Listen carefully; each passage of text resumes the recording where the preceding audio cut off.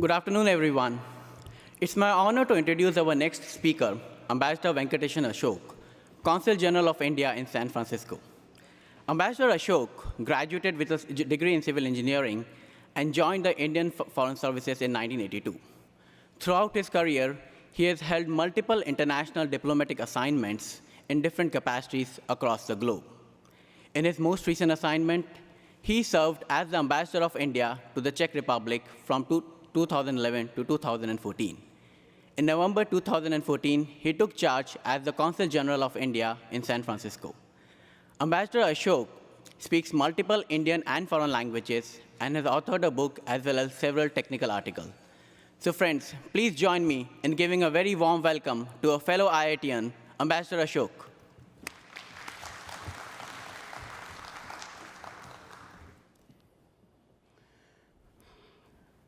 Thank you very much. It's truly an honor and a pleasure for me to be amongst you all today. And I feel very privileged that I have a chance to speak to you on a subject which I think, from the perspective of Silicon Valley, makes extreme sense and has true resonance. Can we play the first slide, please?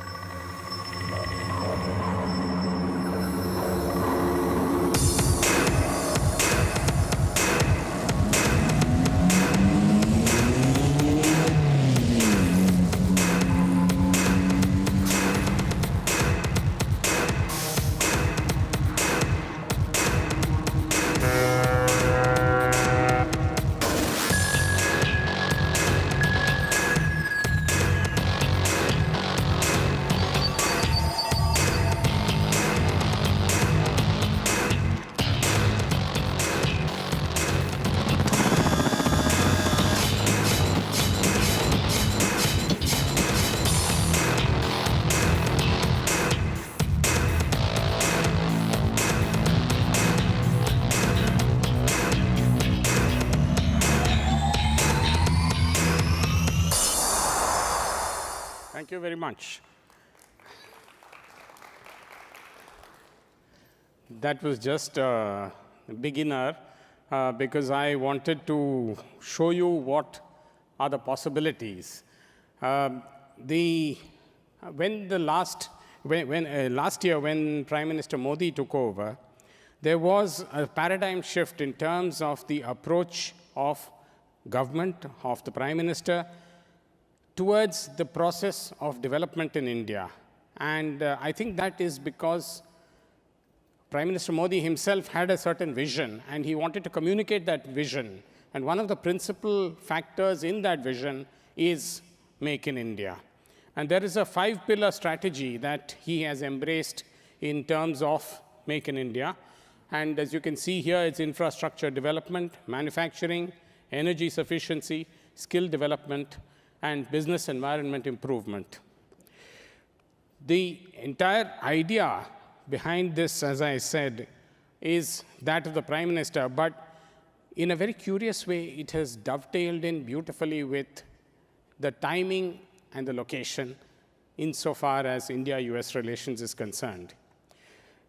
As you're all aware, India-US relations is at an all-time high. Perhaps never in our history since independence have we had such good ties with the US.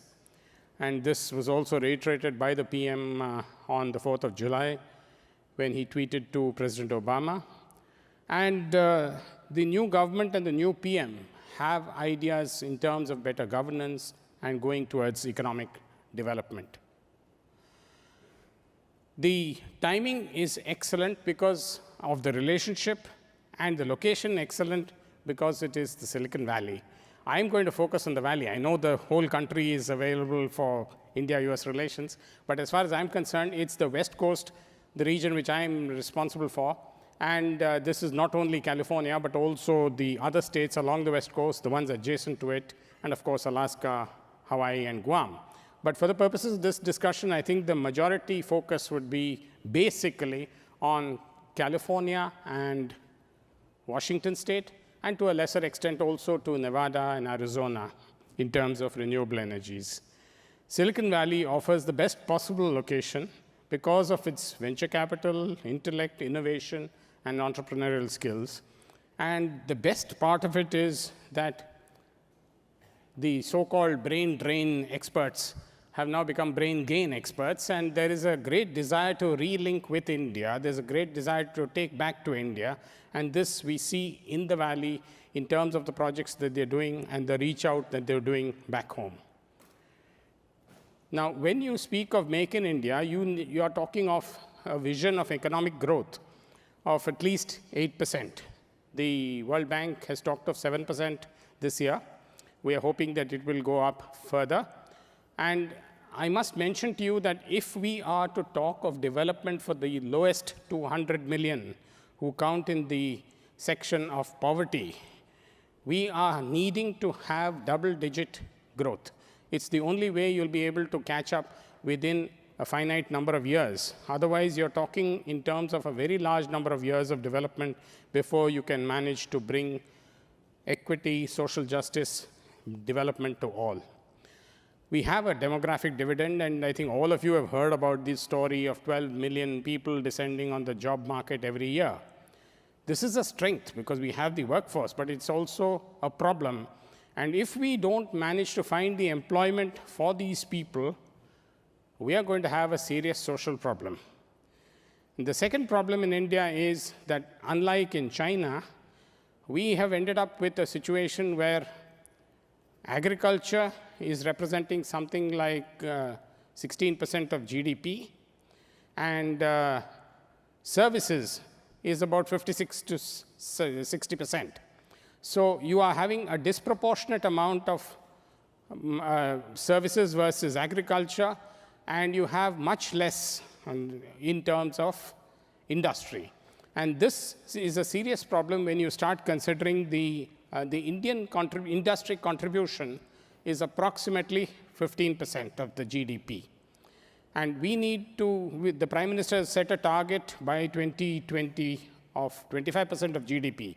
But even this is a far cry from China's 45% of GDP, which is the kind of target we need to be aiming at if we really want to bring India into the development role fast. And when you are, therefore, we need to go in for a large degree of manufacturing. But when you do manufacturing, when you have the potential to employ these 12 million people, of course, you need to house the 12 million people. You need to have affordable housing. As you probably know, the prices of housing in places like Delhi and Mumbai and even Chennai and Bangalore and Hyderabad are now getting on par with US in dollar terms. So we need affordable housing, but then we also need a whole lot of other things. We need proper power supply, water supply, sewage, sanitation, schools, recreation, parks, IT connectivity, shopping malls, governance, safety and security. And all this we need to have within a sustainable urban environment. And the Prime Minister is talking of 500 cities and towns with populations over 100,000, in which he eventually wants to bring in the concept of smart cities. Now, how are you going to do all this? You're going to do it, firstly, by bringing a labor which is capable of being employed in the factories.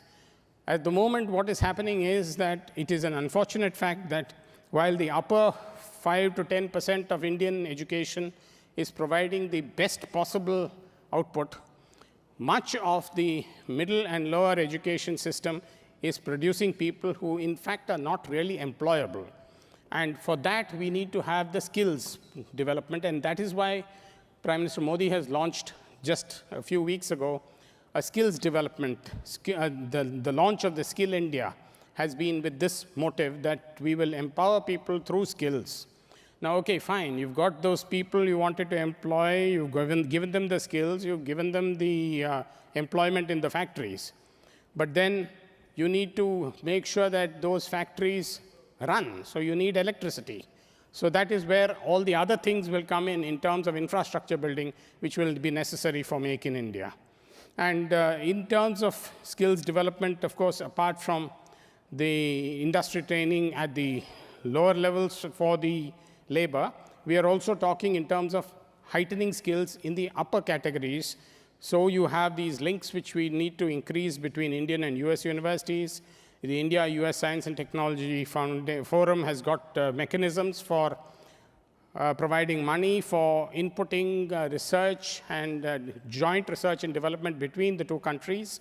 The Global Initiative of Academic Networks is enabling people like you to go back to India for a year, for 2 years, to teach in top universities. And you will be able to do so now without a problem. Earlier, you probably would have faced hassles of visa and other kinds of problems. Now those problems have been ironed out. We want to see more of exchange of students and faculties. And finally, we want to see a replication of the kind of idea which is there in the United States of this 3-tier system of community colleges, the state universities, and the universities, as in the universities of California. So we need a 3-tier system also in India. We did think of this way back in 1975, but then we got caught up with this factor that everybody wanted a degree, and people felt that if they didn't have a degree, they would not be employable, and if they weren't employable, they would not be marriageable. So from all those points of view, degree became a critical asset. So we need to see how we can build a situation where you, like in the community colleges, if you wish to be employed after 2 years, you can do so. If you wish to continue on, you can have your credits transferred and you can go to higher education, tertiary education, and you can qualify from one of the top colleges in the country. I mentioned that we need huge amount of infrastructure. Now, this is the kind of stuff we need: 100,000 kilometers of national highway in the next 2 years, water and sanitation and hygiene improvements. I don't think any of you will forget the statistics of 597 million people who initially were in the category of open defecation, which is now being brought down through mass building of toilets in rural areas, as also in urban slums. But we still have a long way to go in this. Then there's the $1 trillion in rail projects, including the private-public partnerships and dedicated freight corridors like the Delhi-Mumbai rail corridor, the other rail corridors between Mumbai, Chennai, Kolkata, and the other cities, and the ports. And also, we need to upgrade our rail infrastructure. Our railway started way back in 1853, and a lot of our bridges, our signaling, our tracks, our rolling stock are in very bad condition, and we need to make sure that we are able to upgrade this. And of course, we need to introduce high-speed rail. In Europe, it is said that if you are less than 700 kilometers apart, it is uneconomical to have flight. It is much better to have rail. We should do that in India also. Why are we flying between Delhi and Jaipur and Shimla and Delhi and Amritsar and Delhi? It is pointless because you're wasting in terms of energy, you're wasting in terms of resources. And I think this is the kind of place where high-speed rail should be brought in. And then we have a whole series of new port projects and also new airports coming across the country. Construction is a very major aspect of Make in India. And we are talking in terms of huge infrastructure, urban infrastructure over the next 20 years. And now with the government having permitted 100% foreign direct investment through the automatic route for townships, this is also a positive measure. And 10% of India's GDP, in fact, does come from construction activity. Now we come to energy. As I said, if you're going to build all those factories to employ all those people and build all those houses and shops and malls, you need to make sure that there's enough energy supply. We have, of course, 243 gigawatt of conventional total installed capacity. And clean coal initiatives have been put in place between India, US, and also India, Europe. Natural gas and coal bed methane are options we are looking at. And we already have, of course, natural gas, but coal bed methane is something new which we are trying to develop. Nuclear power generation, you are aware of the relationship, the agreement, the 123 agreement, and then the follow-up of that, and also the discussions which would take place during President Obama's visit in January. And we have progressed to a stage where the two major American companies involved in the nuclear industry are in the process of identifying and finalizing how they are going to set about the modalities of getting into construction of power projects in India, nuclear power projects in India. And of course, when we speak of energy conventional, Energy efficiency is a very critical aspect, and if we can manage to save energy, LED bulbs, motors, five-star air conditioning and heating, and five-star cold storage systems, and so on, we are going to be able to have make the same energy that we generate go much further. And then, of course, we come to the renewables. Now, at the moment, we have only 1.5 gigawatt worth of photovoltaic capacity. But Prime Minister Modi's vision is to take this to 100 gigawatt. The earlier target was 20 gigawatt by 2020. Now it is 100 gigawatt by 2022, which is a tremendous challenge. And this is an area where I think a place like California could come in a very big way. And when I say solar power, I don't see it as just solar photovoltaic. I see it much more as involving other technologies, including concentrated solar power, for example. Then we need to look at battery technologies. You have all heard of the Tesla car plus house system for the batteries. We need to talk about second-generation biofuels, use of biomass, wind, tidal, ocean thermal energy conversion, all new technologies. And finally, we may be saved by algae. The algae is what started the world, and it may also prevent us from ending the world. A very critical area for India is agriculture, water, food processing. And again, California can treat us to a lot of, and Silicon Valley can give us a lot of instances of how we can do this better. We would like to see the possibilities to link up with farm technology startups in agriculture, the recycling of wastewater for agriculture, which is done in California already, water desalination, especially using multiple effect distillation and solar power, the recycling of waste as fertilizer, improvement of supply side management. As you are aware, 35 to 40% of our fruits and vegetables are ruined, and even about 15% of our grains are ruined because of bad storage techniques. And this is something which we really need to do in terms of providing more cold storage and improved transportation systems. We are very happy that the recent budget announced 49% FDI for defense manufacturing. And this is an area where we are very closely working with the United States. We have bought $10 billion worth of arms from the United States in the last few years. And that is tremendous, considering the fact that the US was never our traditional arms supplier. It was the old USSR and then Russia, which was filling that slot. And now we are replacing that in a big way with the US. And we see the possibility of not just offsets in terms of production in India, but also of actually taking the technologies back and making in India. And in this 49% FDI will be, I think, a huge advantage and provides great opportunities to companies in the US who want to come in to manufacture in India. We are already talking about and have signed some initial MOUs relating to production of engines, aircraft components, and we are trying to do this in terms of both commercial and military. And I think being in the valley, we need to look at disruptive technologies, very innovative technologies which are being developed. I have been told of a sniper shot detection system, for example, which can detect a rifle sight more than 5 miles away. This is the kind of technology which is available, which is being developed here, which research and has brought into a stage of going beyond the prototype into manufacturing here, which we need to carry to India, because you can imagine how much benefit would be there by manufacturing this kind of item back in India, where not just the army, but the police, the paramilitary forces will all need this kind of equipment to protect our people. The Prime Minister has a great initiative of Digital India and has announced 15 initiatives, which you can see listed here for Digital India. They include this digital locker system, the e-sign network, also creation of apps for Swachh Bharat, the e-hospital system, and then we also have the expansion of the next generation network, large-scale deployment of Wi-Fi, broadband highways, outsourcing, and the northeastern part of India is at the moment much worse connected as compared to the rest of India. This is something we need to address.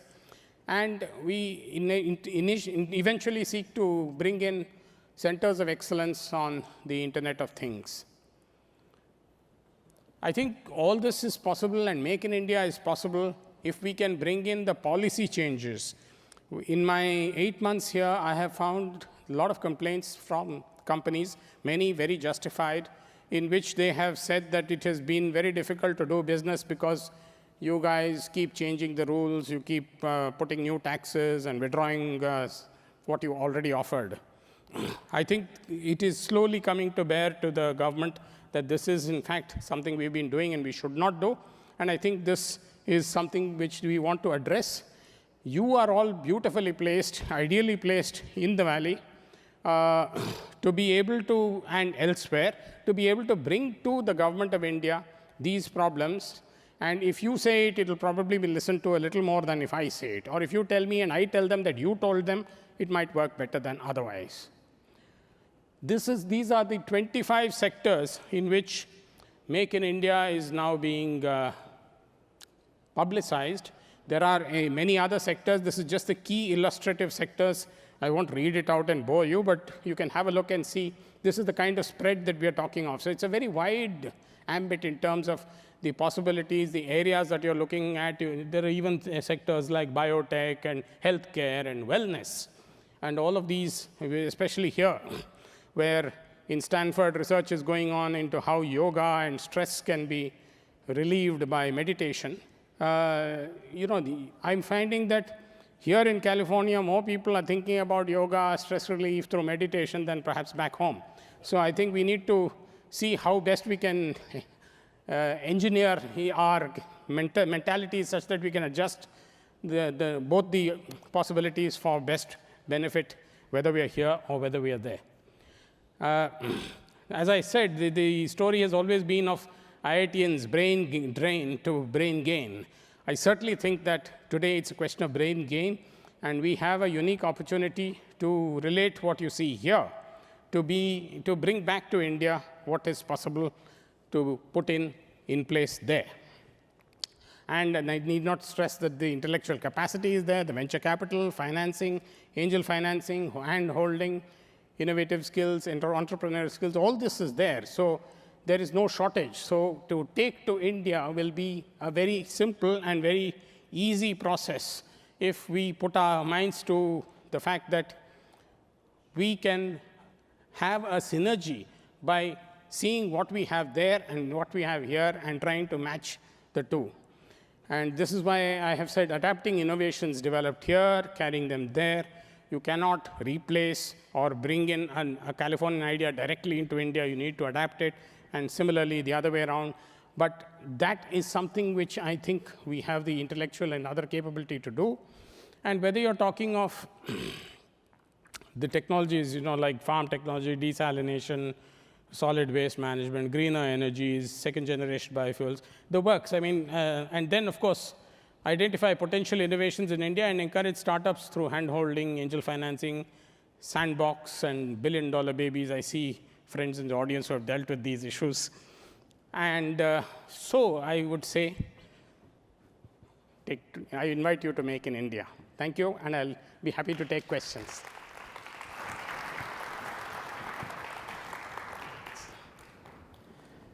Thank you, Ambassador Ashok. A bunch of questions are coming up, and I'd encourage the audience to continue submitting them as we are talking. Do we have an online status or progress report on the web for the Prime Minister's initiatives? In terms of deliveries, I can't tell you that it's a direct online pattern, online status. But there is the Department of Industrial Policy and Promotion, which is primarily directed to take on Make in India issues. And if you go into their website, they will be in a position to tell you how the issues of Make in India are being addressed. But yes, I take your point. We don't have, somebody is not giving you a direct report on this much has been done and this much needs to be done. Perhaps this is a good idea we can carry home. But as of now, you can still get some status from going into the DIPP website. What is the government doing to simplify the tax structure in India? When Finance Minister Jaitley visited here last month, we did bring this issue to him. And I think a lot of industrialists told him the seriousness of this problem.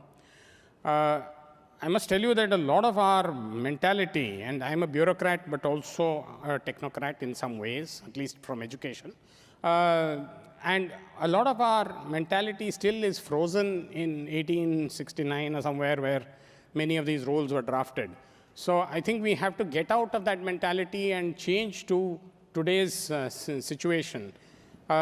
We are by nature a very insular people and we are very frightened. Now, the first thing I learned after coming to Silicon Valley was that you cannot be a successful entrepreneur unless you're willing to fail. If you are willing to fail, you'll never be a good bureaucrat. This is the problem. So we need to re-engineer our whole brain such that we are willing to fail by putting in tax structures which may be sounding very strange to us, but which may actually satisfy the process of development much better than what we are getting now. So I hope that innovative ideas, they are coming in, but I hope more innovative ideas will come in, which will enable us to change the tax structure.